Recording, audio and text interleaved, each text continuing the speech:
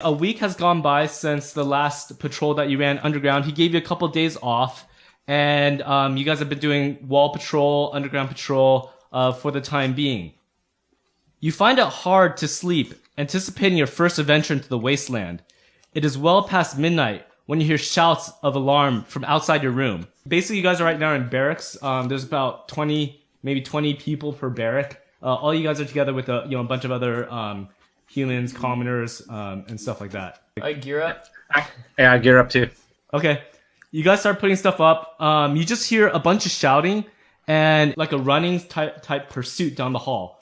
But by the time you guys get all geared up, you don't hear any more noise. Well, can I go check out the door? I'll go run up to the door and look outside. When you guys open the door, you don't see anything up and down the halls. You just, it's pretty dark and quiet. Mm-hmm. So maybe it was, a guard or a pair of guards doing something, or maybe it was a prank. You're not sure. But as of right now, everything else seems quiet. Yeah, you said how many guards are around? There's just people. Anyone seem agitated or what? You don't see any guards in the hallway. It's pretty, just some lit torches on the walls. If you wanted to find some guards, you'd have to go to like an intersection or maybe down the hall some more. But there's no guards in front of the barracks that you're in right now. Okay. Malachi starts looking around. Yeah, pretty much nothing really happens. After maybe spending about 5 to 10 minutes outside your barracks, you see a handful of dwarves walk back. They look a bit winded, and they're passing you guys right now as they're going back towards down the halls. I guess we ask him what happens, or what was going on. Basically, he said that they were chasing a figure that was in an off-limits area. That's all he says to you guys. They were in pursuit, but they lost him down the hallways. So pretty much the dwarves belay to you guys that they're trying to chase in pursuit of an individual. However, he eluded them. He was in an off-limits restricted area. The dwarves are like, there's nothing to see here. Go back to bed. So they're just trying to make the peace, make things the way they used to be.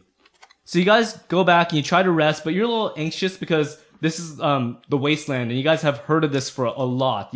You guys have known that there's a lot of evil, or there's some civilizations out there, and so you guys are like wondering, it's gonna be like the Underdark, where there's so many different novel and new things, and you find it a little hard to sleep, but you manage to get a little more shut-eye before light starts coming into the room. Mm-hmm. So you guys are headed to the main gate. It's the morning time, so you guys suit up, you get all your gear, you get all your packing, you pretty much have everything you own, with you. There's not much luxury in the barracks, so you take everything that you have, and you're headed towards the main gate for your daily assignment. You pass by a few gnomes gathered around a guarding and offense light automaton machine, and they have a lot of gizmos and gadgets lying around connected to that iron statue. You have a few minutes before your briefing time. You could stay for a short while, or you could continue to go to your daily assignment task. You just go. Stick the rod into the golem and lock it. It can't go anywhere. So you just keep on going to your... I don't even do anything. Okay. A week has passed since your first underground patrols. You're expecting Grimly to meet you on patrol, but you notice his absence. Duncan and Callan are here in the room, and they're sort of talking about the patrol, getting ready for today's patrol out in the Wasteland. And Duncan notices that you're looking around for, Grimly. And he says, "You won't be seeing him now. Seems like he left Torurdum last night in a rush. We believe that he took some items from the Gnomish Alchemy Guild last night. The gnomes are still taking inventory to see what was missing. For now, we just know it's a few books.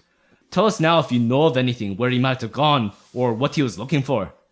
When captured, he will be punishment for his crimes and be brought to justice. I knew we should have trusted that dwarf. He has a shifty record to begin with." Callan's like, "Can't let one bad apple sour the entire barrel." Do you guys want to belay anything to Duncan? I didn't know anything. Do we? I don't think we know anything. I know that Aldeus tells Duncan that we regret this. We regret the actions of Grimly, but we are not responsible.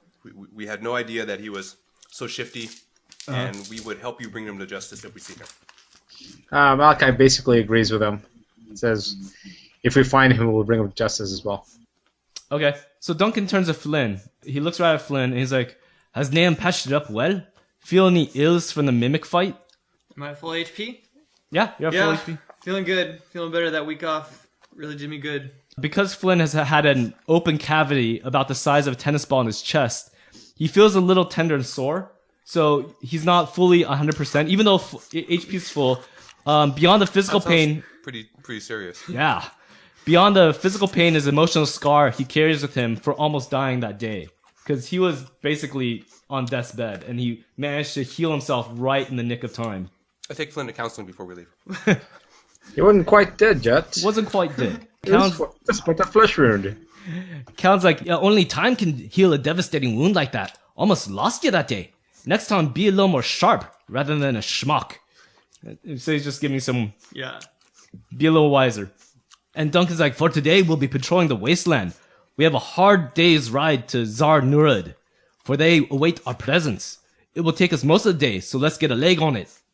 And he basically brings you out to the main gate, and there's already a patrol unit there with horses and ponies, whatnot.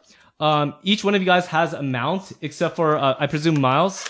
Me? No, shoot. I haven't bought a mount. Do you see my character sheet? Yeah. So, sorry, each one has been given a mount from the dwarves, except for Miles, which has his own. He has a... What do you have? Dude, I have a combat-trained bison. His name's Genghis.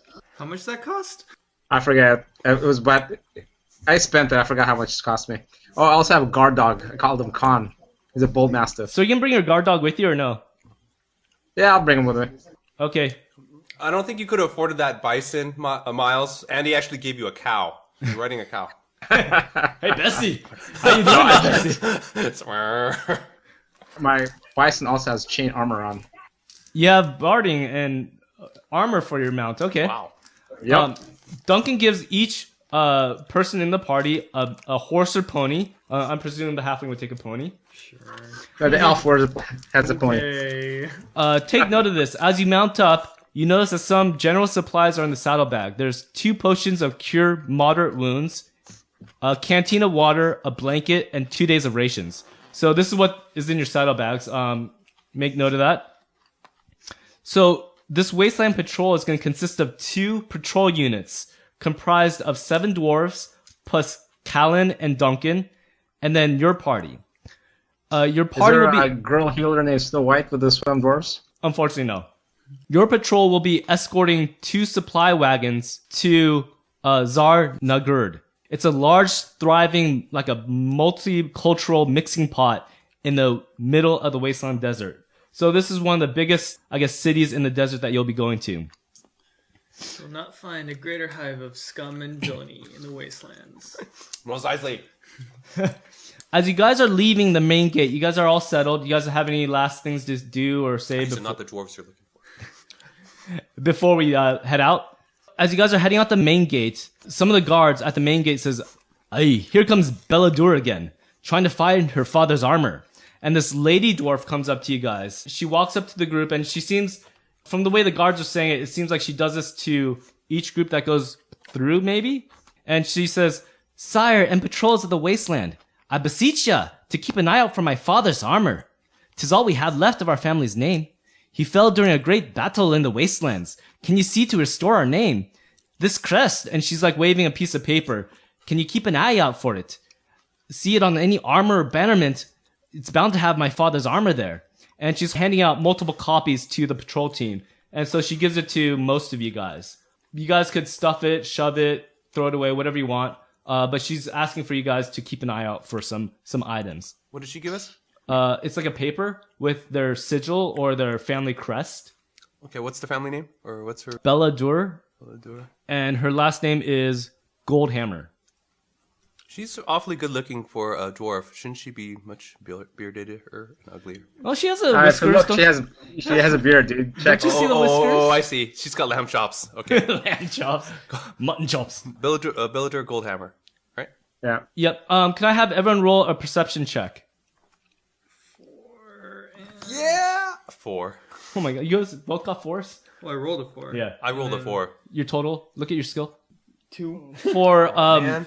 Miles and Marty, you notice and you catch wind that she said "sire," addressing people in the patrol unit. The other two don't really notice of that.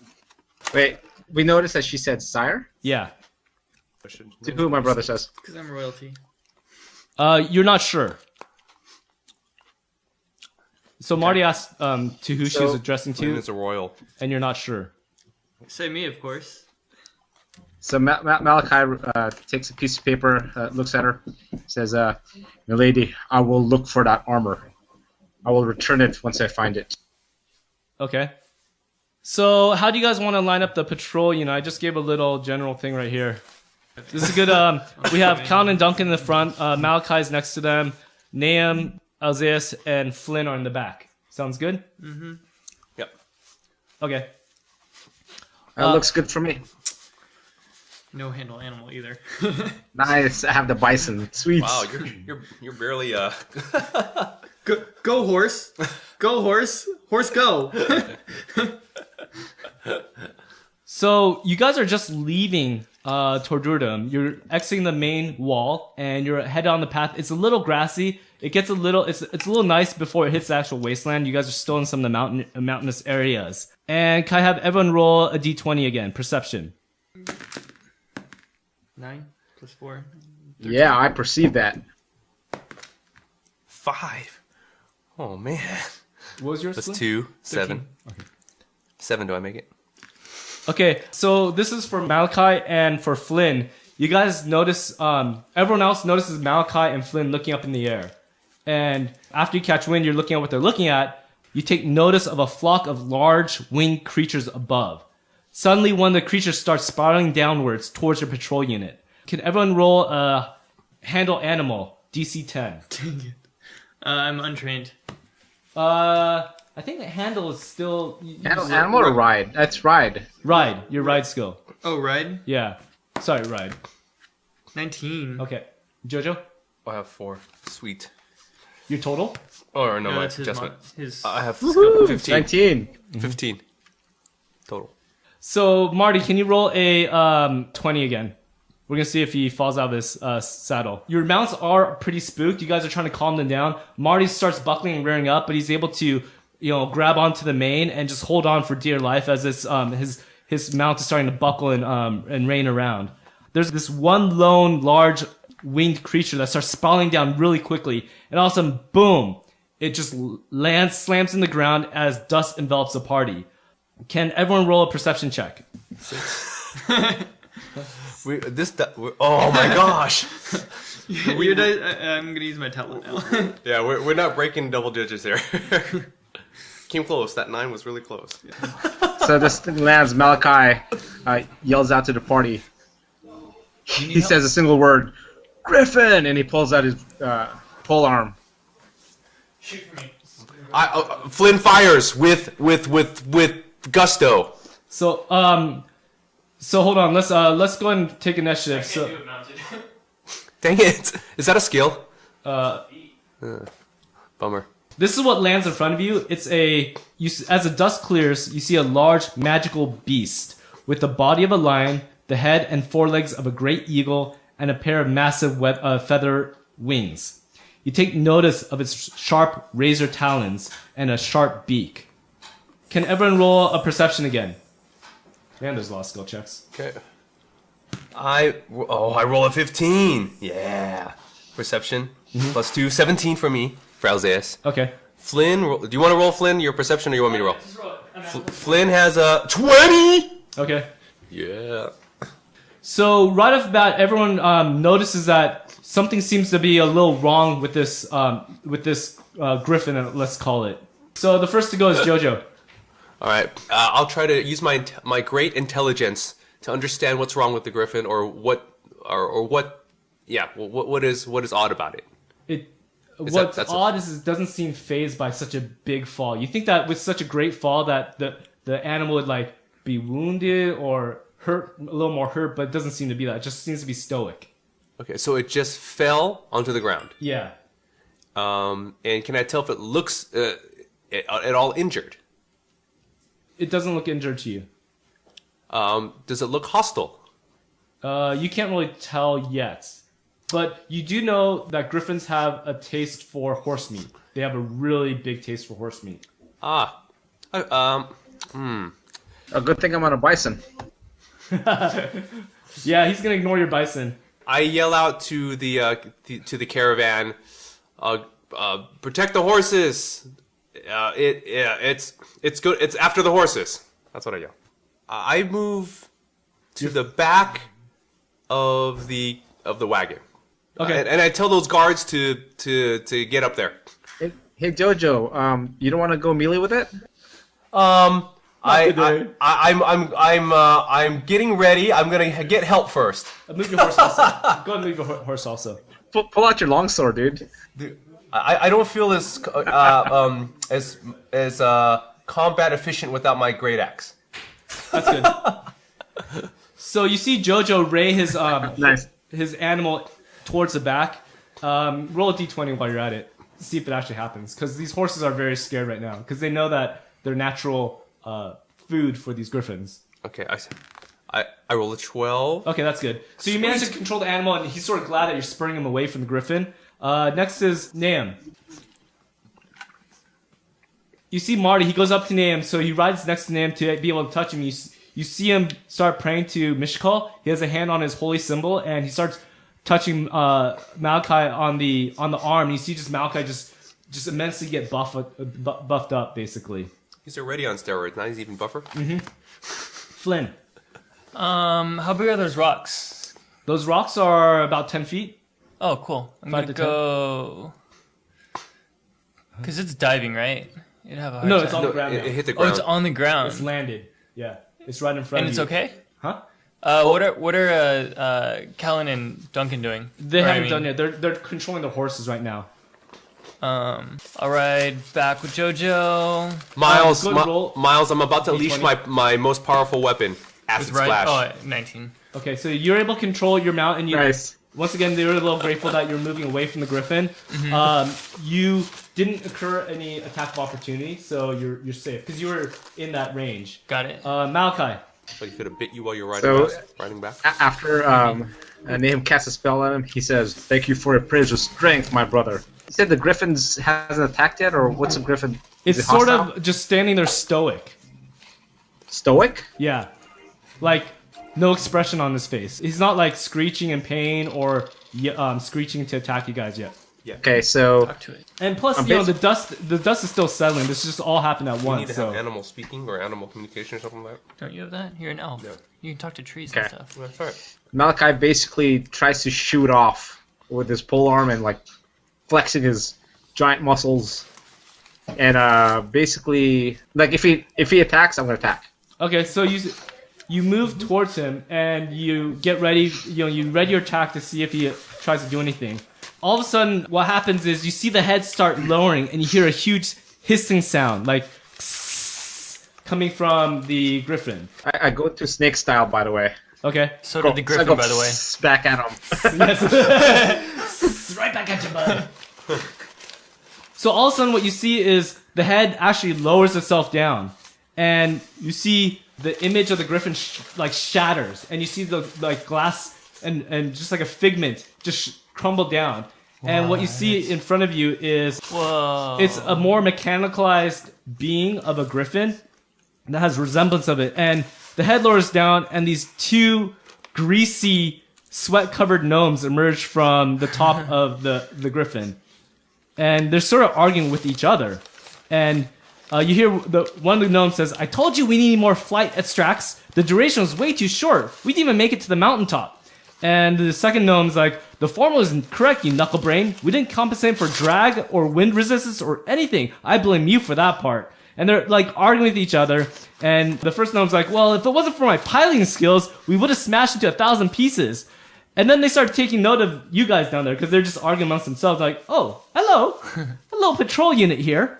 And they're like, "Sorry for the startle. We were so consumed trying not to crash, we forgot to turn off the illusion." And so you guys see a pair of gnomes on top of this mechanical griffin. So Malachi looks at them quizzically, pretty confused with the whole mechanical griffin thing, and says, "What monstrosity of a gadget is this thing?" "Oh, this is our flight apparatus to mimic the griffins." And he starts like realizing he's not talking to fellow gnomes, and so you see his voice slow down and a little more phonetically for you guys. He's like, "We're trying to see how the griffins live." Mock us. I fireball him. To summarize what's happening is that these gnomes were trying to observe the mating rituals of the local griffins in the hills. And they had a steampunkish vehicle that uses both alchemy and illusion to have the guise of a griffin, because they want to fly up to the mountainside, see how the griffins mate, count the number of eggs, how long the gestation period for the hatchlings are. They're trying to get all this information for the griffins, but they were unsuccessful this time. At this point, the gnomes are coming out and they're trying to repair the mechanical griffin, and they're trying to get it flight ready again. Mm-hmm. And they're like, oh, just move along. We're dawdling too much time talking to you people while we're trying to repair this. And so the caravan continues to move down towards the wasteland. Stupid gnomes spent the bull strength spell. So the wasteland is a large, desolate area east of Tordurdum. It's birthed from the Great War as a result of a great cataclysmic war which scarred the area into what is known as a wasteland now. A hot air kicks up dust as it pelts the patrol. Most of the patrol have taken up to wrapping cloth around their heads while going through a small dust storm. The surrounding area is pretty much flat, but there are rocky peaks and open chasms along the way. If the dust storms weren't enough, the hot wind sucks the life out of you as the party continues to cross the main road. While crossing the wasteland, your group encounters another patrol returning from some of the cities. The two patrols stop to relay messages and to give updates to each other. Can everyone roll a perception? 14. Yeah, 19. You're trying to overhear the conversation, but because of the wind, you guys have also wrapped towels around your head or cloth around your head to protect you from the elements, and so it's sort of muffling your hearing. But you hear snippets of like them exchanging information about how the road ahead is, and you're still a little far from the conversation, but you guys all hear them address either Callan or Duncan as sire. So they're looking at those people while they say sire. Callan and Duncan returns back to the group and tells you guys to keep an eye out for deserters. And he says, the patrol unit was telling us of a few people that slipped away from our patrol while we're going through a great sandstorm. And so some of the people on patrol basically left the unit because they were trying to escape, go somewhere else, whatnot. So they're considered to be deserters. He's just asking you guys to keep an eye out for that. You guys have anything else to say to him? Did we see anything? You guys didn't notice anything. Malachi asks him, what shall we do with these deserters?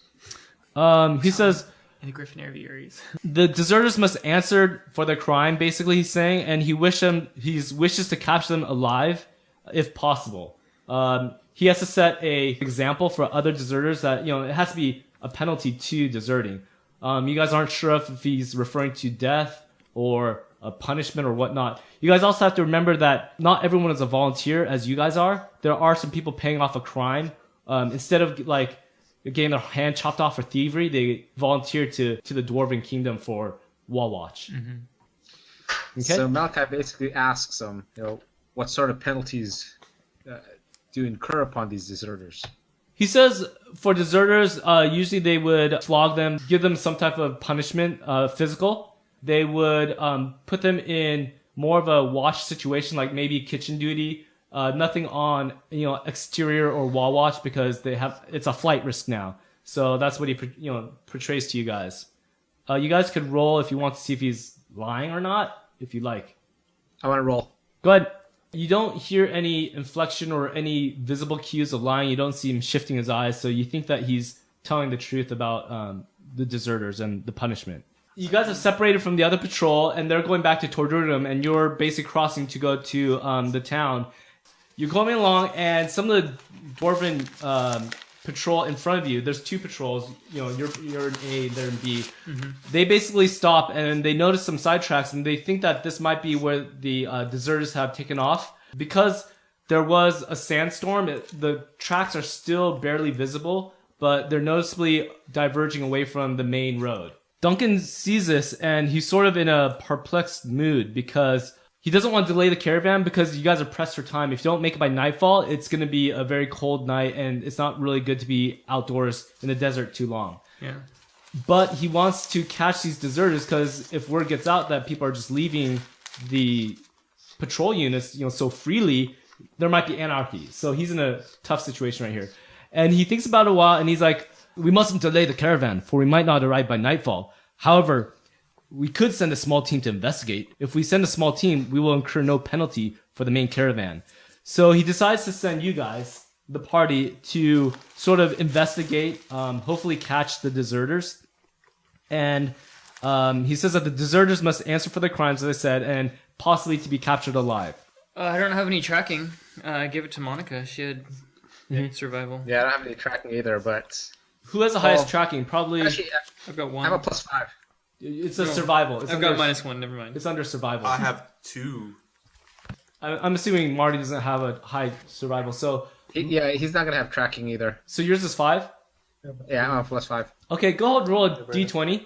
So Yeah, saw that. Miles is like, yeah, I see the prince. Yeah. Duncan feels pretty confident that Malachi's tracking skills are good.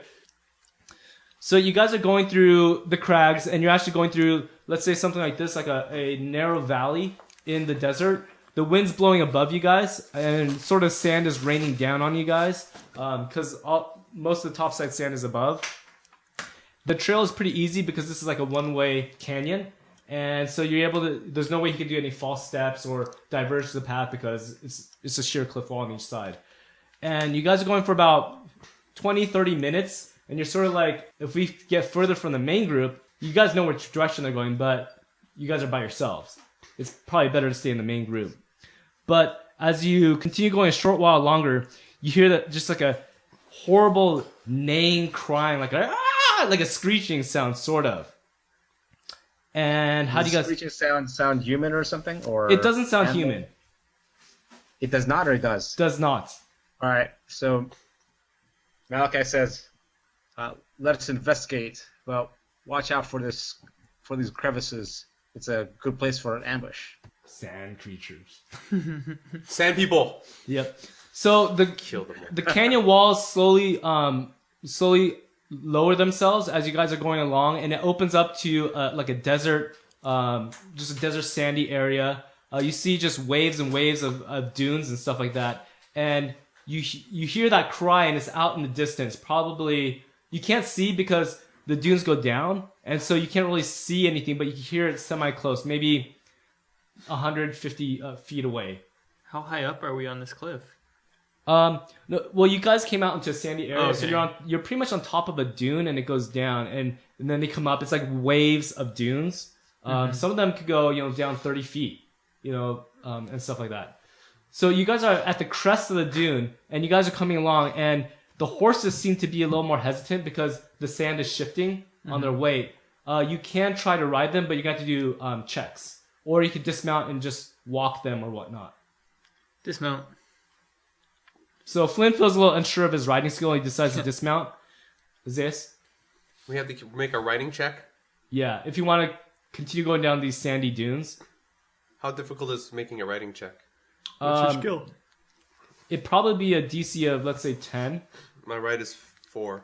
So you probably have Ooh, a DC of 10? Ouch.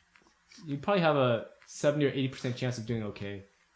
Alzeus will stay on this mount. Marty's dismounting, or Name's is dismounting. Malachi stays on his mount. Okay. So you guys are going down the sand dune. At the middle of the sand dune is sort of this. Remember from Star Wars? Sarlacc. Yeah, the Starlack or whatever exactly it is. the same. It's like you see these teeth and these tentacles, and it's like a ring of teeth and a beak in the middle. It's sort of like that. The only thing I can think of were these tentacles. But you see, there's 4 tentacles, and 2 of them you see 2 halves of a horse. Like it just seared a whole horse in half. No, Philip. And the 3rd tentacle is grabbing, oops. It was from the last campaign. Yeah, from the last adventure. Last adventure. There's a deserter, I guess we'll call it, right there, and there's a tentacle lashed out towards him, and it's slowly pulling him in. And he's like screaming at his, top of his lungs.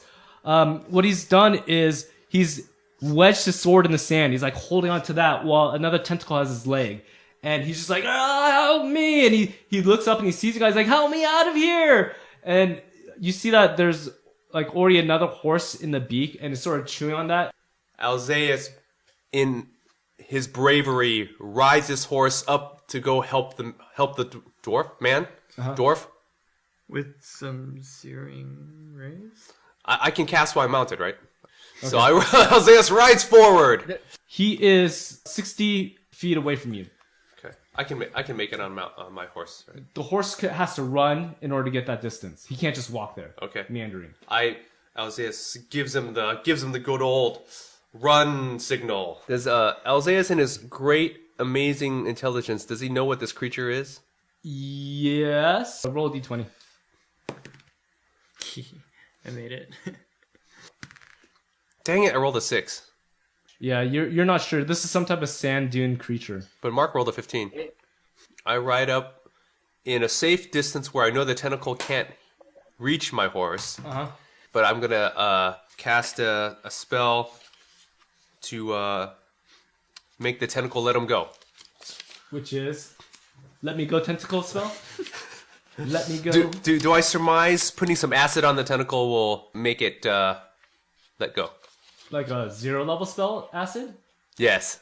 The tentacle itself is about as thick as a football, like a football. That's how thick it is. So, and it's already extended about 20 feet. 20 feet? Oh my goodness. All right. Look at where the tentacles are and look at where the guy is. He's like on the border red. So the tentacle has him grasped. Right. And it's trying to pull him into the center. Okay. Magic missile. Something like that. Yeah. Can't miss. All right. I say to the... what is he? Dwarf human? Sorry. What was he again? Fugitive. The fugitive? Yeah, Bad the fugitive. guy? What's he look like? Deserter. Just a human. Okay. Dark skin. Yeah. Alzeus helps people of all races and colors. So he says, he says, "Fear not, victim." He says, "I shall save thee." And he casts magic missile. Okay. But as I'm casting, I say, "And if should you be free, you shall owe me your life." Then I zap him. Okay. The magic missile. Take that. Zap it with 11. You see those bolts just hit the tentacle, and it shivers a little bit, but it's held fast. What? You can roll a knowledge check on your turn to see if you know what it is. Flynn already made it, I think. So Flynn, it's your turn. You see Alzeus galloping on his horse to get closer in. Is that how far you go? I go close enough, but out of the tentacle's reach. Okay, so you feel as if you're right here. You're good. Okay. And you're on your mount. I'll say, hold fast, friend. You shall be free momentarily. So if you do 40, that's a double run. Right. So that's gonna be all your. I know, but Okay. I'm still out of range, seemingly, right? Yeah. Okay. You think. From what? Okay. Yeah, I think I'm still out of range, so I'm gonna go right there. Nam. So you see Marty slowly, cautiously walk towards the tentacles, and it's Malachi's turn. So after hearing Alzeus' cry, he scoffs at him, and if I save your life, you'll owe your life to me. It's kind of like a competition. Sweet. Well, But he pulls his he has his polearm out, Not a very good. and let me see, easily gets there. him, And the polearm have long reach, and I hand it to the guy. So you give him the pole arm. He has to let go of his swords. He has two hands on his sword, and you're offering his pole arm. Which part of the pole arm are you giving him? In that case, I'm just gonna swing the polearm at the tentacle. You can hit around there. You see Malachi try to use his pole arm into slicing off the tentacle, but he's having a hard time being on the bison and stuff to actually land the blow. You see the deserter. He's like at his wits, and you see his like arms really straining, and he's just trying to hold on. And you see like an arm let go because now he has more distance, and the leg's just pulling that hard. So he has one arm free. He's like, I can't hold much longer, and he's just really straining. You see his voice is very hoarse, and he's like just at wit's end, just seeing that death is just at its door. Alzeus, your turn. Alzeus can't bear the thought of losing to Malachi, and he shoots the guy. Okay, no. If I can win, no one will. That's all right. I loosen the sword. No. All right. Fine. Alzeus says, he says to Malachi, I thought you were a more powerful warrior than that. You couldn't even get the tentacle to flinch. Alzeus will Cast Acid Splash. Let's go to maneuver. see. I wanted to do that first. All right. It says I will free you. I scorching ray the tentacle. You have to hit it and not the guy. Yeah, go. I'll hit the roll lower range. part. I'll hit the lower part. Go ahead. Roll range touch. But if I hit the guy, he'll be free one way or the other. Yes, he will be. All right, come on. 20. 20? 20. Natural 20? Yeah. Yeah, baby. Mark saw it. Nice. I have So a roll witness. 46 times 2. 16, 32. You basically Nice. sever the intense light. You're focusing intense light on the tentacle, and it just burns a big old hole right through it. And you see the tentacle just shiver back, but then another one comes out and grabs the guy. Because he has 4 tentacles. One's severed, 2 are holding horses now, and one's free, and that free one goes back to attacking the closest Unless thing. Malachi steps in front and stops the tentacle. Unless. But he doesn't have any action right now. It's Flynn's turn. Flynn? I cast grease on the guy. Okay. Go and, So he Oh, becomes nice. greasy. Nice. It gives the guy an increase to escape artist, okay. like by a lot, like 10 Okay. or more. Will it be on his whole body, Flynn? And his CMD and anything against grapple. Okay, so go ahead and you see Flynn. He has a little snicker in him, and he has like a little light bulb comes on his head, and he starts conjuring Nice, the arcane Flynn. words, and all of a sudden you just see like the saturation of oil just burst out like a balloon, pop balloon on top of the deserter. He's like looking all around. And he's just, all of a sudden you see that he's losing grasp of his sword also at the same time. Oh dang it! Oh, nice. Good job, Flynn. That's sweet. I'm gonna roll his escape check right here. Yeah. Yes. All right. Let's ride back. Unforeseen consequences. That was awesome. The tentacle also comes off of him, and he's just like he's on the ground, just like he can't get up. He's like a fish swimming out of water, just like trying to get out and like trying to figure out what's going on. Okay, Flynn's done, and it's great, Name's Flynn. turn. Perfect. Good call. Oh, he stepped out real quick. I have to put him Except the back in. sword. I know. Wait a minute. Like, Flynn. No. He rolled pretty high on his escape check, so it all worked out well. Nice. If he would have rolled low, Yeah. Bye. Hey, so the tentacle's not on him as well, right? yeah, the tentacles retracted from him. But Malachi, you have to get in front and stop the other tentacle. So, yeah, my brother's on mute, but he tells Flynn to use that rod of immovability thing and stab the guy's clothes on it or something. Well, the tentacles, from what you guys see, the tentacle has retracted from him because it can't grab him anymore. It slipped off of him. The guy's covered in grease right now. And wants to receive initiative. He's holding his action. Okay, so he's just waiting, and it's Malachi's turn. Malachi, do what Boba Fett did. Nice. Give him Hey, indigestion. So, I go to my snake style. Mm-hmm. And then, can I reach him from on top of my bison? No, because he's lying on the ground prone. Alright, I guess I'm gonna dismount. That's your move? Actually, I'm gonna try to do a fast dismount. Okay, roll it. 8 plus, what's your ride? It's +0.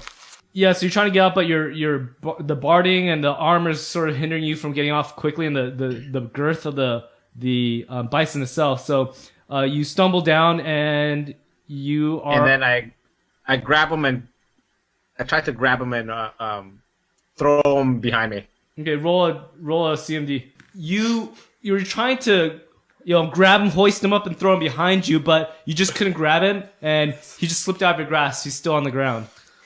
The deserter tries to get up, so he managed to stabilize himself. He's a little shaky, and he tries to walk away. And what's the DC on that? 10 acrobatics. Okay, And this you is can move at acrobatics half speed. skill. He wasn't able to make it, and he sort of like flops down, and he's trying to crawl out right now. And he makes it maybe like 3 or 4 feet, just maybe a foot away. So he's crawling right now on the ground away from the tentacles. Pretty much, unless you guys want to attack the sand creature, he's out of threat's range right now. Okay, Malachi basically hangs out there just in case the thing can reach out further. But he tells the guy to flee from this place, or not flee from this place, but get behind him. Run towards the house. Run towards the horses. Okay. Well, he's trying that, but because of the grease and combination of other things, he's finding it difficult. And if the thing can't attack us, we slowly back off. Yeah. Back away from it. You back away from the tentacles. It's basically done devouring the main horse, and the two horses and the tentacles. It drops into the beak and starts chomping on the horse remains. And you guys are definitely out of range, so there's no, I guess, further occurrence. After a while, how long does that spell last? Can you see? 5 minutes. 5 minutes. So after a while, it starts evaporating off of him, and he's starting to be more confident. And you guys crawl up to sand dunes to where the horses are. There's 4 horses and 5 people. What do you guys want to do? Double ride. Tie him up. Yeah. So I pull out manacles. Uh-huh. I have manacles in front of me. Mm-hmm.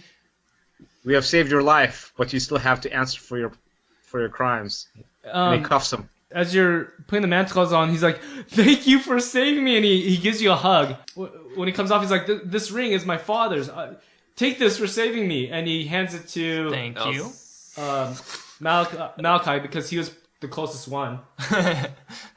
Malachi, Steal it from him. huh? Sweet. Malachi proceeds to put the shackles on him. My bison can carry both of us, but as long as he's unarmed and whatever.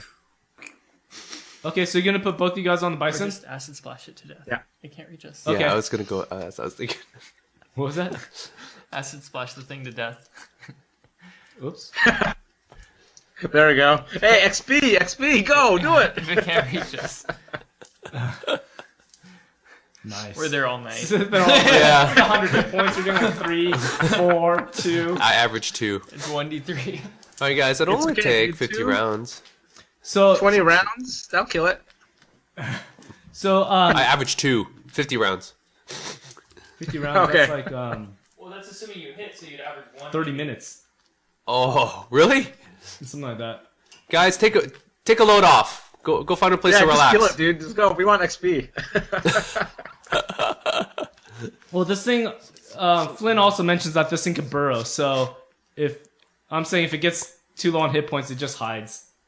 All right, fine. I'll Alzeus uses his Wand of Charm on this guy. It's still considered defeated, so we're good. On the Okay, he has a will save. You see Alzeus pull out a wand and starts reciting and incanting, and all of a sudden the wand just glimmers a little bit. You feel as if he's a little more friendly, not as terse or not as jostled as he was. Because before he's just like in fear, crying. He's like about to die. He soiled himself. Alzeus consoles him, and he goes up to him and gives him words of encouragement and comfort. And Hey, are you hitting on him? not yet. No, Malachi's still right there. Don't want to make him jealous. Okay. So you guys make way back to where the caravan was, and Malachi, you feel a little tugging on you while you guys are going back to the place. He observes Hey, what's me. going on. I'm nowhere near him. Cast Mage Hand. Yeah. What's the guy doing? You look at the cleric. The guy like coughs. He like coughs a little bit, but that's all he really does. But you feel as if the tugging was from your side area, not where his coughing would do anything. I check if he stole anything from me. You'd have to like dismount, open your pack and whatnot. Like you can't do it with him on there. All right, hey, so my guy gets suspicious. He's like, and he dismounts. He grabs him by the scruff of his neck. Puts him down, and it, like, stay here. And then he starts checking. So he like lands on his backside. He can't really move. So he's on the floor prone. He has no arms to prop himself up or anything. So he's down on the ground. You see Neon like going through his stuff, and he's looking. Malachi. Just roll a Malachi. perception check. Malachi. 10. Okay. You don't feel as if anything's really missing?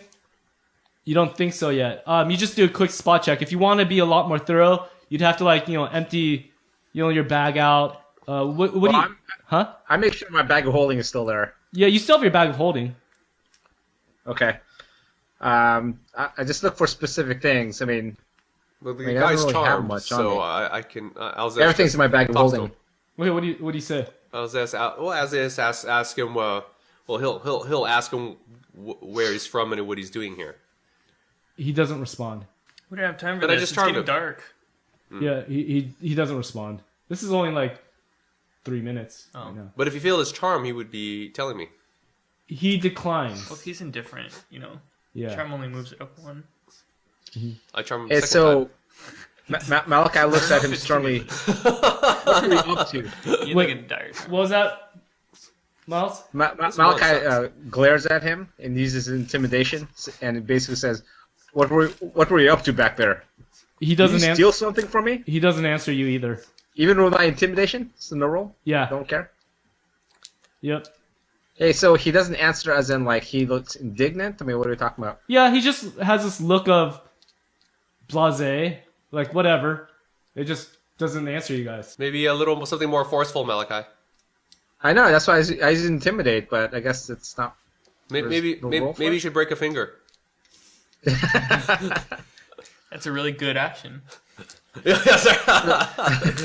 So I basically I search him to see if he what does he have on him? You search his clothes. He's bound. You go through his pockets. You don't find anything of note, really. You guys left his sword back there. He doesn't have much. Maybe some iron rations and whatnot. A canteen, but that's all he really has. And golden roll of perception, Malachi, since you're very close to him. Yeah. You notice that I've seen his something jaw is a little dislodged. dislodged. Yeah. Ha. I tell him, open your mouth, glaringly. All right. He refuses. All right.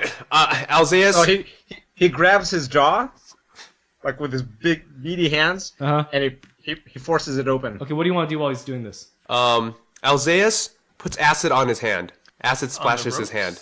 On the deserter's hands? Yeah. Oh, so you're trying to cast pain. Yeah. Or above the rope, so he's still tied. Or on his arm, on his forearm, or whatever. It's manticles, iron shackles. Oh, well, but the acid will Hey. melt it, right? Yeah. Hey, true. Okay, don't, so don't I'll destroy do my- it above- You're paying for that thing if you destroy On it. his arm. So I'll acid one arm.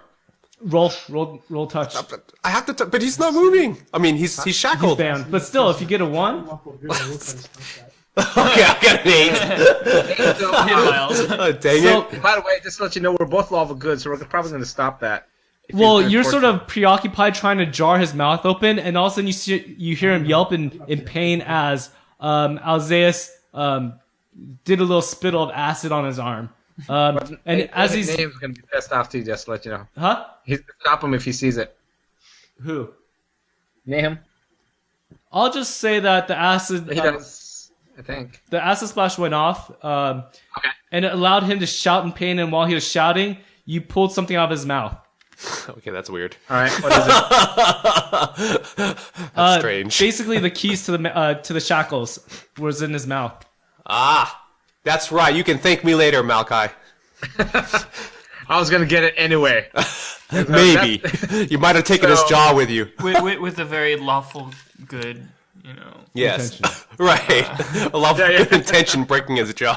Alzeus the Pure. I was Just going to a pure. break it. I was going to force it open.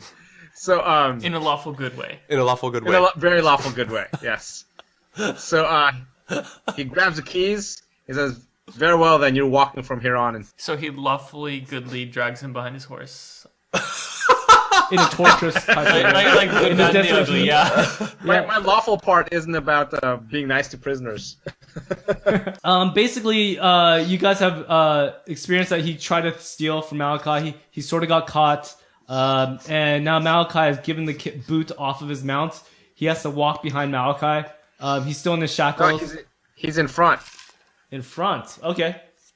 I want to see him. He's Keep bait. my eye on him. He's like the little bait. Tentacles. Tentacles. Any other Worms. worms? Anybody?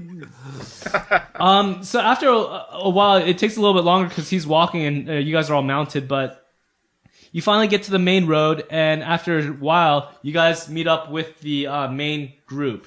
You guys have caught up with the main patrol to a certain point, and you guys are going through this scenario where there's this rickety old bridge. Remember in like Wile E. Coyote and the Roadrunner, how they have those cliff faces that have like they're small, narrow in the middle, and they're really wide on top. Yeah. And it's like a flat top, like that type of like desert structure. A plateau. That's what you guys are on right now. So you guys have caught up with the caravan at this point, and you guys have been going down, and you're at this sort of rickety bridge that connects two cliff face together. You guys are on top of these plateaus that are above the sea floor or the sand floor. You're about maybe 200 feet up in the air. You come up to this, and the wind is kicking up because you're on top of this pass, and it's pretty windy. The bridge is actually swaying a little bit, and the first patrol with their caravan crosses pretty rough, a little dangerously, but everything holds well together. To the north of you guys is one of those guarding and opposition light automaton machinery, half buried in the sand. It's sort of like just rusting away, rotting. The elements have been really cruel to it, so you see just like this head of the statue itself. As you guys are planning to go across, the caravan's going on its way, and all of a sudden the bridge itself sort of gives out. No! Grab onto the rope. No, not the horses! Not the horses! No! Stop them! Grease them! Grease them, Mark! Just Flynn! Grab the cart, Malachi! Grab the cart. He grabs Alzeus. You have feather fall, right? No. Alzeus asks Malachi, what is the average speed of a... So, what has African happened... or European? I don't know. What has happened is the bridge is given away while the horses are starting to get on the bridge itself. So the horses now are dangling by their barding, connected to the cart, and the cart is being dragged into the cliffside. And it's sort of at a point where it's teeter-tottering because the wheels are not touching any type of ground now. Let me put you guys in the initiative block to see what you guys want to do. That'll probably be the easiest way to handle all these requests. Pull them back, Malachi. Pull them back. Hold. Okay, let me sort, and probably... Yeah, Alzeus is up on top. Alzeus. Hey, Alzeus, I don't know why you have such high initiative. You keep on holding your action. No. Last time I rode up and tried to save the guy. All right, this time. That's right. You did. This time I will hold my action. Alzeus, but he uses his free action and says, "I shall save you, horses. Fear not. Malachi, go get them." Okay, so it's Nam's turn. So he encourages his horse to get next to you as he casts bull strength, and once again, you're roided up, ready to go. Dude. That's pretty much what it is. Give me the juice! I need it for combat! He's all like getting addicted to it. You're gonna get all flabby in a couple years. Your voice is gonna change, and things are gonna start shrinking.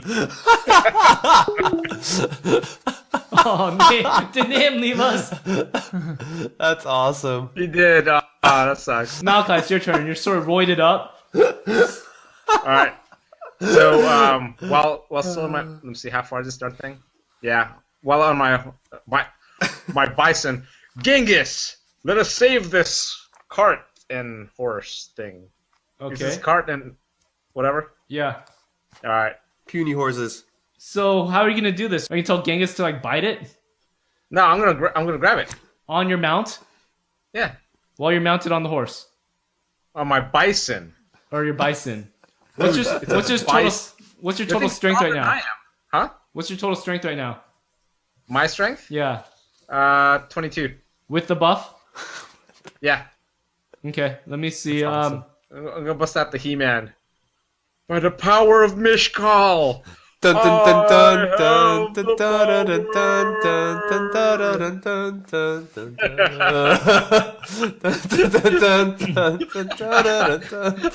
And then, Genghis, my bison, he becomes a battle bison. Yeah. Point your sword at it. Point your sword at it, and we'll. It's all cowering. Even with your roided up nature and your bison bracing and trying to pull back, you feel as if the cart is dragging you along with it, and you're not able to. Bison has a strength of 27. Yeah, it's not like your strengths add to each other. It's just the max one takes effect. Okay, how many? I mean, I'm slowing it down. How many rounds can I react to it? You feel as if you have maybe one more round before it's just really unbearable, because what you've done is you've pivoted back towards you, so it's not going over the ledge, but there's 2 horses still attached, and those horses are at least 400 to 500 pounds each. And so that's like 8 to 1,000 pounds right there that's being dragged down, and the cart and its contents are shifting down. So you have all this weight that's the cart has to it. Flynn, it's your turn. Are you going to grease him? I'm gonna move closer just for now. I'm just observing.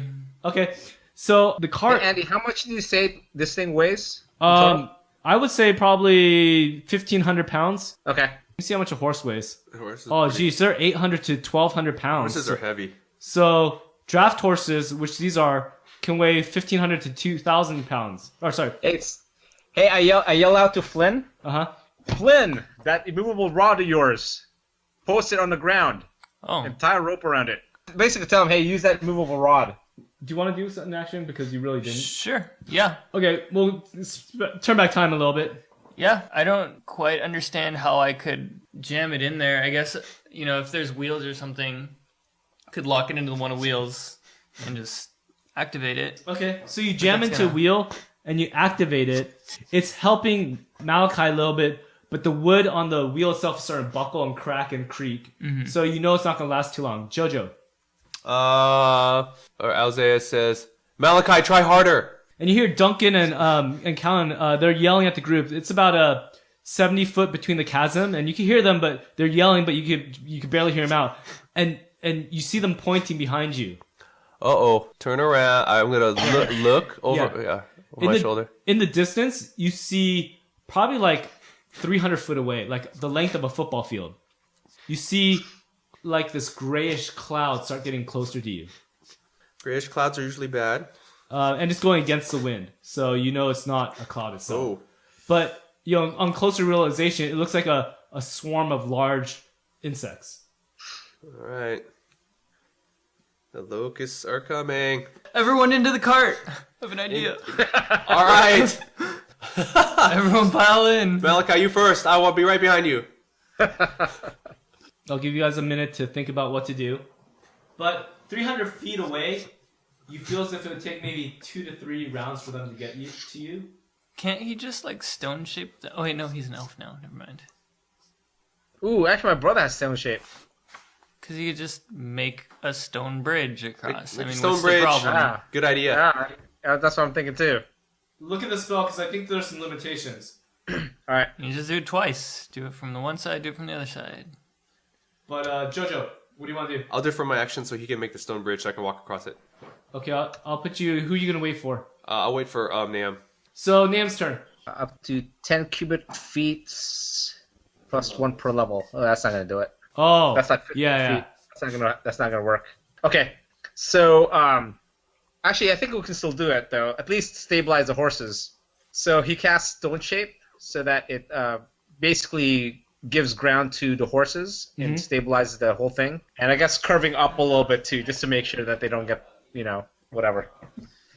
So you see Nam, once again, he holds his holy symbol, and he starts conjuring a spell up, and you notice that you feel like a rumbling, and all of a sudden there's a cliff, like a bed, that comes up underneath the horses and sort of brings them up. They're not flush with the ground, but the weight of them isn't pulling the cart down anymore. Okay. Good job, Nam. You notice that one of the horses isn't moving anymore. It's basically been strangled, hanged. The tongue's coming out of its mouth, and it's just not moving. The other one is sort of entwined in its barding, so it didn't get killed or neck snapped by the fall, but it's just stuck there, and it's trying to get up, but it's entangled in the barding as it's on the ground that Nam has created. Okay. Alzeus, Okay. it's your turn. Alzeus uses his great intelligence to try to ascertain what that cloud is, or what type of insects it is. Okay, go ahead and roll a knowledge check. I Yes, roll please. 6. I roll infinity. No, it's like, what's 6 plus? 6. Like 11? 17? With the halfling's keen eyes, he takes notice that it seems to be about 20 beetles that are large, maybe like 4 to 5 feet in length. All right, so You hear Flynn yell out, Beetles! About 20 of them. love you, yeah, They're large. yeah. She loves you, yeah. Okay. Fireball, dude. Fireball. Oh, Already. but they're scattered. Chain It's lightning. let me put them out. Well, he said it was a cloud. a cloud. Oh, This is warm, so we'll be able to hit it. all right. I can sneaking cloud them. I will sneaking cloud them away. Hold on. So you see those red outlines? Those are the beetles. Okay. Okay. I will hypnotic pattern them and stop them in their tracks. What's the range of hypnotic pattern? I don't think it's that far. 100 feet plus 10 foot of level. You're 150. They're 250. So you're 100 feet short. They're out of range. Okay, I can stop them when they get in range. Have no fear. Malachi. So now that the thing's braced, I dismount, shift my feet to get into my stance. Oh, it's not Nahum yet? No. Nahum. Okay. Oh. He cast Stone Shape. No, that was last round, wasn't Yeah. Okay. So go ahead and do Nahum. it? Okay. He casts Bless. Mishgal, bless these mighty warriors, defeat the evil locusts of this land. Okay. Bravely said. See, I'm working on it. I'm working on this So- RP thing. So all you Okay. guys get a what is the bonus? +1 to attack. Okay. Malachi, it's your turn. Malachi feels the blessings, basically moves up. With mount. No, I dismount. Actually, I dismounted already a long time ago. Okay. Waving my hands and clanking my armor with my polearm to try to attract their attention towards me. Okay. Just to let you know offhand, these are unintelligent creatures, so intimidation. No, that's why I'm making noises. Yeah. They're more of a sight and sense, or probably more of a scent than anything. So if you're a honey, then yes. But you're not. Well, I mean, that's why I'm going up front as well. So Okay. Flynn. You said they're sent?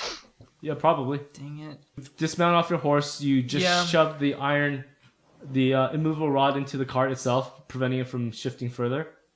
I'll cast invisibility anyways. Okay. On yourself. Yep. You see Flynn start chanting arcane language, and Jojo, you have an inkling of what he's doing, but he just warps out, and he's out of sight. Okay, that's it. I fireball one. Okay, well, it's the Beatles' turns. Oh, the Beatles. They moved a little bit closer. You feel as if maybe 2 more rounds and they'll be upon you guys. And Alzeus, it's your turn. That was, where's our prisoner? He's with the other first side? cart. Let's Oh, just say okay. that. Because everyone made it past except for a cart and you guys. That's where you guys are right now. His neck snapped with the other horse. If only. All right. I'll fireball him. Yeah, sure. do it. There's also spells like +1. meta magic for like expand. So you make it like twice as big or like Ooh. half as big, but you don't have that. 16. One more. Oh, I'll learn that feat. One more. One more. Yeah. 19. 19. So Nice. pretty much all those that were in the blast radius have succumbed to the fire. They start dropping out of skies and onto the ground, and a lot of them don't move anymore. So That's those. me. Don't cry for them. They'll have more babies. With Whoever's sniffling over there. With a mighty spell, Alzeus was able to pretty much eradicate half of the group, as Nice. the other half continued to come to you guys. Nahum's turn. He just pulls out his morning star, moves forward as well. Malachi.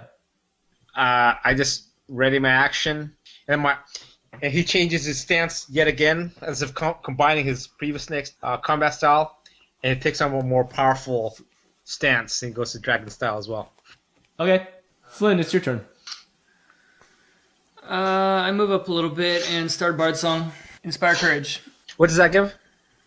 +2. Makes you more courageous. Attack, +2 damage, +2 resist fear. Nice. What kind of bonus is that? Is that morale?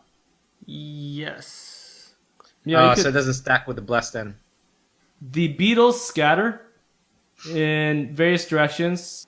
Okay, so they all start scattering like the wind, Oh man, and it's Alzeus' turn. Stinky cloud. who scattered them? The fireball. Oh, After the explosion, they just bzzz, like the hive just reorganized. You guys are using all different terminology. You called them beetles. He called them locusts. You're saying they're in a hive. there's a flock of them. Well, I didn't even take etymology. I know this is all wrong. It's a pod. That's a pod now. I fireball him again. Actually, Miles, can you just? I'll wait for Miles. Can you just run out there, Miles? Malachi, just go out there, Malachi. I've got your back. Aggro. Draw them all in, Malachi. It'll be like a total surprise. They won't expect it. Yeah, they totally won't expect it. Wave your arms around and draw them all in. It'll be worth it. I'm trying. So Just cast it. I cast it. Let the guy in the corner. There we go. Yep. No! Oh, 10? total. So those 4 beetles that you damaged, while they're in mid-air, your fireball just totally like inflames and it crisps their wings off. So they don't have any more wings. They just fall to the ground. They start skirting towards you guys. Dude, your fireball's weak, man. I can't even kill these beetles. The last one killed him. Yeah, but This one was a little undersized. It's Nam's turn. he starts praying. Mishkal, we pray that you smite these beetles under our hands. So what is he casting again? Prayer. Okay. So basically, that's a +1 to us. Plus, it's a luck bonus this time. +1 luck bonus to attack, damage saves, and skill checks. -1 on theirs. Okay, so what's the range on that? And that is a 40-foot radius. Malachi, what would you like to do? So he basically readies his action, but he's waving, I guess kind of his free action, making noises and stuff like that, trying to attract the beetles' action. The beetles. I'll rapid shot. 17 and a 24. That hit. So that was 6 damage on the first one. It knocks down about 10 feet. Mm-hmm. So it's still hovering above the ground, but it's still there. So then, the second arrow is for 7 damage. Okay. And then it finally falls on ground landed. The beetles come in, and I'm going to say that this swarm comes in around here. They all converge on Malachi and Niam. Hey, my attack's readied, so I get an attack first. Okay, what do you want to do? I attack. I punch it in the heart. Oh, okay. That's wow. They pretty much, the ones near you guys, pretty much all land on the ground or near the ground, so they're within range for you guys. Did he get attack of opportunity on all of them because he has combat reflexes? No. Yeah, I mean, does it go into my move Because they twice? didn't go through the reach. Actually, the one to Nahum, I get the free attack on him. I say they drop from the top, so maybe not. Because it's not just Fine. they come vertical or horizontally to you guys. Oh, critical. That thing's dead. Forget it. Yeah, it's Don't even not. bother. So as a guy starts going close to me, I punch it in the heart, and it goes right through him. Beetles don't have hearts. I don't care. Yeah, they do. They have, I don't know, some... They kind of do. It's pull- not what you think. Pull its squishy guts out. Yeah. Well, basically, I punch it, and it punches right through the thing Yes. before it even lands. I punch him. They're small. Into the They're like heart. the size of your fist. Okay. You basically, your fist goes right through one, and it goes from the mouth to the butt. And you shake it off. From its mandibles to its abdomen. It's not abdomen, it'd be his... Thorax? Well, you said it's butt. Yeah. Abdomen's the middle. No, that's the thorax. No, thorax is in the middle. Oh, Abdomen's okay. the butt. Abdomen. Head, thorax, abdomen. Nice. Let's just resolve those 4. I'm gonna roll one. I'll just roll for one. One of the beetles was able to get past your snake style and was able to hit you. Hey, the ones that missed, I get free attacks on. Don't forget. Okay, go ahead and roll for the first 2. So I dodge the beetle and then cut it in half. Same thing with the other one. Okay, so basically those 2 are now down. You're able to take two of them down. The third beetle, the one that actually connected with you, just takes a really big slice and it just gashes through your armor and through your art and actually hits an artery, a major artery, and you're just like blood spewing out of you as the mandibles close on top of you. You're hit for 32 points of damage. What? Whoa. It was a crit. He confirmed his crits? Yeah. Hey, you subtracted -1, right? Yeah. Because of the prayer? hmm Ouch. That hurt. Last one. Does a 23 hit Nam? No. I think it's a tie. Oh, but because of all the buffs. Yeah, the last one was trying to hit Nam. The protection of Mishkal just seems to shimmer, and he was able to avoid the blow. The other beetles swarm in. It is time. You're just stinking cloud, dude. Yeah, swarm in the bottom. Okay, and it's Alzeus' turn. But I can get more if I get the ones right around you. Fireball. Fireball. Here it comes. Fireball! Hadouken. How many of those do you have? I have 3. You can pretty much get all of them. That is it. Does that hit that bottom? Nice. I Yeah, don't hits the think it bottom hits one. the bottom. Yeah. Yeah, it does. Oh, it does. Yeah. Yeah. I see. But are we possibly get Malachi in there? You get Nam before you got Malachi. Aw. Fine. Alright, here we go. Let's roll something better than 1s and 2s. 17. 17. Crush them all! For Crush them all. How much damage you do? 17. Crush them all. I see what that is, finally. What? That object up there. Oh, It's like, yeah. what is that thing? yeah, I mentioned it. The golem. Yeah. What's a golem? Golem. Well, you guys Golem? didn't recognize. I was like, what is that thing? Oh, well, whatever. Golem? We could have activated it to help the cart. Oh, man. Yeah, none of us know what that thing is, though. I couldn't tell what it was. It's what the gnomes have been working on. It has Oh, fluid I in know, its but belly. in terms of how to operate it. So pretty much, there's only 4 remaining. Should have killed them all. Dang it. Nice. Good job, dude. Sweet. And it's Nam's turn. Alright, Nam casts Cure Serious or something. So 13 points. Okay. Go and heal yourself. Okay, what's Malachi gonna do now? So he goes around and basically goes right here and gets basically gets in front of Alzeus. It's like, we don't want your frail little elfin body to be damaged by these pincers, now do we? And he strikes one of these things. He said very lawful goodly. The one right in front of you? He doesn't like elves. pure blood elves right now. Which is what a Or lawful still. good character would do. So go and roll the attack. That's awesome. Oh, fumble. Yes. Nice one. The I know, dude. kitten armor was so I hard just that... missed, dude. Yeah. Oh, I thought I said, no, kitten. Chitin. Kitten is a Oh, baby pig. chitin. Yeah, you're right. I was like thinking, rare. Oh man, I got it wrong again. The chitin armor was just a little too thick, and your blow just glanced off of it, so it really didn't connect. Anyway. And Flynn is up next. 10. You added the 2. You added the 2 for the bard song, right? Even so, whatever. Too late. So I rolled a 1. Oh. Oh, yeah. No. Boo. So I guess I'll go for the top one. Okay. 5 plus 7 does a 12 hit.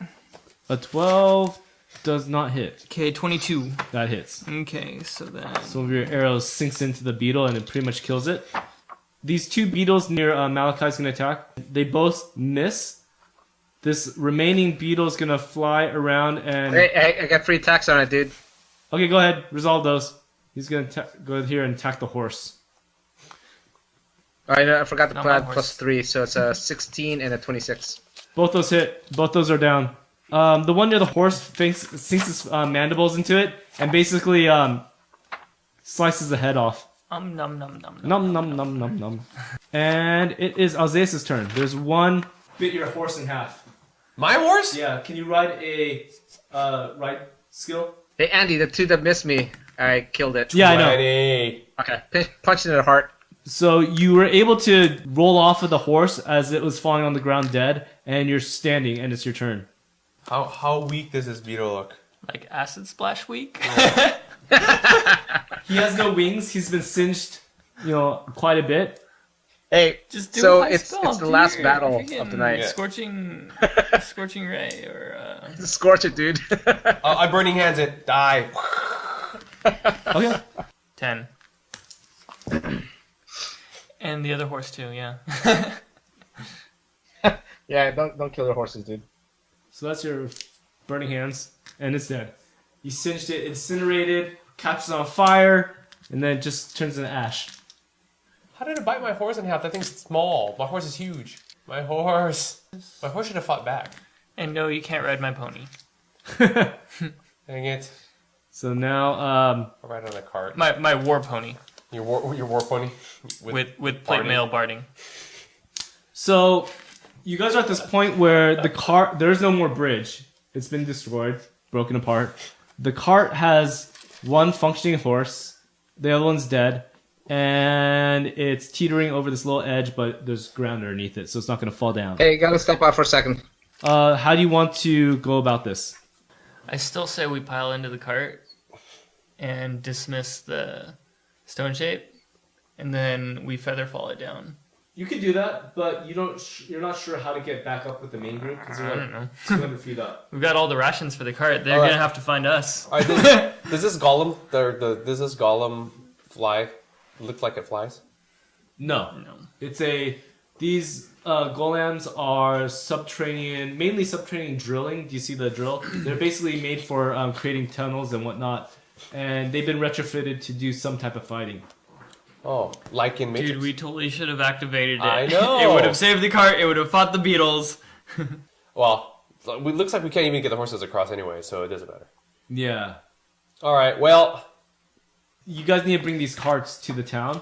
we have to bring the carts over? Yeah, because Duncan's like, don't lose the cart. It has supplies for the town. Oh, but they have carts. They have one cart. They have. You have another cart. Could we put this stuff into that cart? You might be able to. Okay, I think we could. I mean, all the stuff in the cart. What's in there? Supplies and trading goods. Okay, and it's all they all look like something that's where we can carry it on foot if needed. Well, see if we can get the golem to lift everything back onto the ledge, first. I've got 7 to use magic device. Can I take a look at the golem to see if I can wake it up? Get it in to all do your some efforts, work.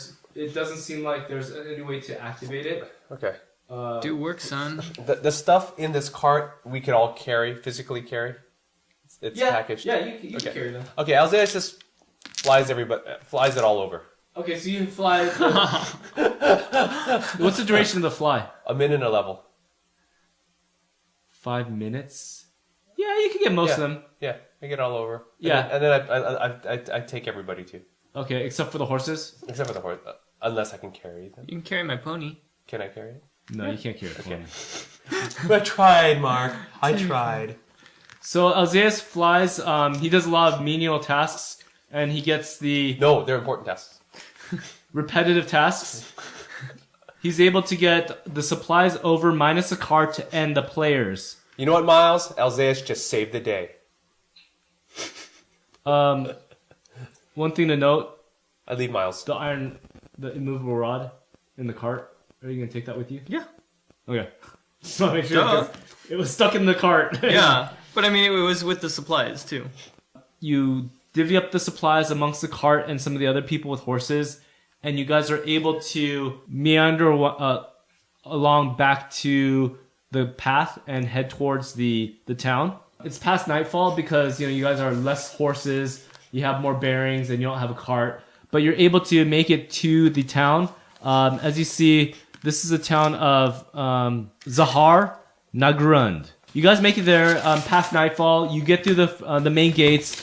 The doors are thankful that things ran semi smoothly, and you guys spend a night or two here before the patrol goes back to Tordurdum. Along the time, Duncan has sent for the Dwarven engineers and a reinforcement troop to build something a little more secure than the rope bridge that they've been using for such a long time. Just wear and tear that you guys believe took the bridge out. They're going to try to make stone pillars and archway and try to have a more reinforced bridge come out. Duncan has taken the deserter and he's put him in a stockhold.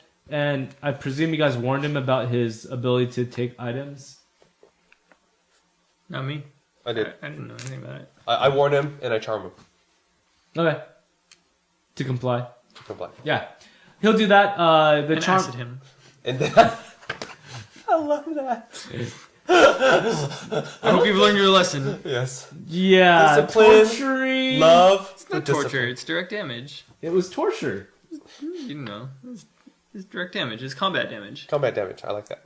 Yeah, so they take him into the stockades, and Duncan's trying to figure out what to do with him. He has a pretty sticky finger, so they need to be careful of that too. Do you want to take a look at the ring? It's a family heirloom, but it has a aura of magic that you are able to just intently study. You look into some of the books you have and some of your previous trainings that you've done, and you know this to be a ring of furious action. It seems to be. It was sort of a standard equipment for some of the soldiers during the Great War of maybe people of higher rank. And somehow this guy was in possession of it. He said it was his father, so it could be true, it might not be. Yeah. Could be something he stole, or it is an actual heirloom. But they were used during the Great War to prevent soldiers from falling in combat. What this does, out of context that you guys need to know, is that if you're staggered, you're able to delay the staggered effect for 1 round, and it could do it 5 times a day. So basically, you could delay being staggered 5 times. As a free action? As a free action. Well, it would have to be immediate. Because Yeah. it would have to be off your turn, yeah. So I'll go and read what it does. This ring allows the wearer to preserve through physical or mental trauma that hampers his actions. The ring has 5 charges that are renewed each day. At the start of his turn, if the wearer is staggered, as a free action, he may spend a charge to activate the ring. There you go. After all this excitement and everything, the entire party becomes 1 level higher. And there's 2 effects. One is that from the skills learned defending Tordurdum, your character has leveled up because of your time spent on the wall and other things. One legendary skill you guys have picked up is that you cannot roll less than your average hit points. So every time you level up, if you roll less than average, you get average. Mm-hmm. Okay. And you get a skill point in either survival or knowledge dungeoneering. Survival underground or knowledge dungeoneering. This is because you've been spending so much time. Duncan and Callan have been training you in the underground, paths. So pick one when you level up, and just go ahead and do that. We could roll for HP when you guys go here next time, but pretty much advance your character except for the HP, and then we could roll for it. Yay. Sweet.